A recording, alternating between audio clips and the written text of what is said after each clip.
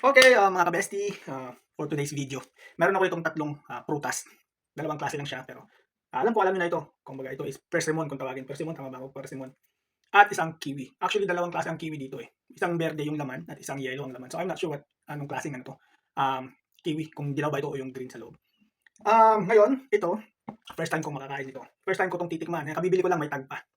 Kabibili lang. Dalawa siya. So ito, dalawa lang binili ko muna kasi gusto ko lang tikman kung ano talaga yung pinaka masasabi ko sa lasa na ito.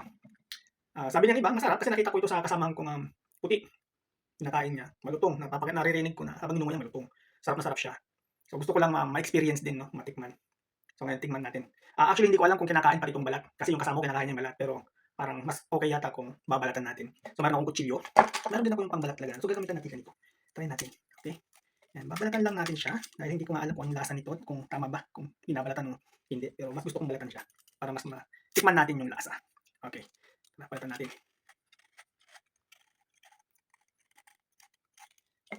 Pwede pagbabalat. Ito ko mabalat para maganda siya tingnan. Paikot ba? Habang binabalatan, narinig yung lutong. No? So parang ano siya. Magandang muyain, magandang pakinggan.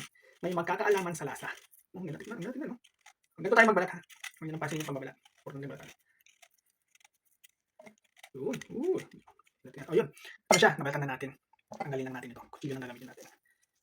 Pinakadulo na. Ayun. Ito na siya. May nabalatan na natin. Ito yung walang balat. Ito yung nabalatan. Titikman na natin siya.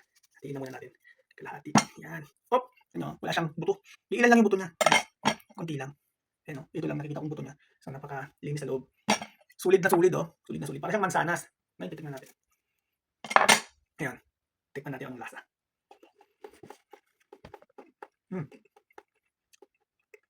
Masarap siya.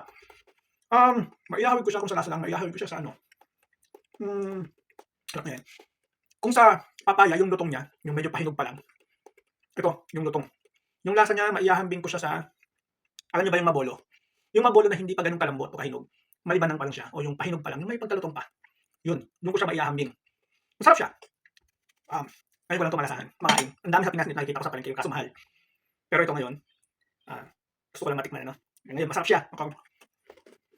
Persimmon, ngayon ko lang masasabing masarap pala. Pero ito masasabi ko, magiging favorite ko na ito. Bibili na ako ito palagi kung mag-grocery ako. Ito na siguro yung magiging snack ko, fruit snack ko, every lunch. Ngayon guys, sa mga gusto nyo makatry, sa mga hindi pa nakakatikim, alam ko marami naman na nakakain ito sa atin. Pero sa mga katulad ng ignorante at hindi pa, tinry ko, try nyo na din. Hindi mo sisisi, masarap siya.